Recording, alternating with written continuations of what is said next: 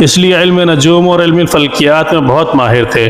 ان کے بت قدوں میں ستاروں کی پوجا کی جاتی تھی، اور یہ لوگ جادو اور انتر منتر اور سفلی کو بہت اہمیت دیتے تھے۔ اس علم کے ذریعے یہ لوگ اپنے معاشرے میں خوب فساد پھیلاتے تھے، اور سفلی جادو اور تنتر منتر میں بہت آگے بڑھ گئے تھے۔ ان میں بڑے بڑے جادوگر موجود تھے۔ ان کی تاریخی کتابوں میں جگہ جگہ جادو اور تنتر منتر ہی نظر آتا ہے۔ ان کا جادو دور دور تک مشہور تھا۔ مختصراً یہ کہ اس شہر کا باشندہ ہونا ہی جادوگر ہونے کی علامت تھی۔ جب حضرت سلیمان علیہ السلام کی حکومت آئی تو آپ نے ان لوگوں کو اس شرکی عمل سے روکا اور ان کی سحر اور جادو کی کتابوں کو ایک جگہ جمع کر کے اپنی عظیم کرسی کے نیچے دفن کر دیا، تاکہ اس فتنہ انگیز علم کا جڑ سے خاتمہ ہو جائے۔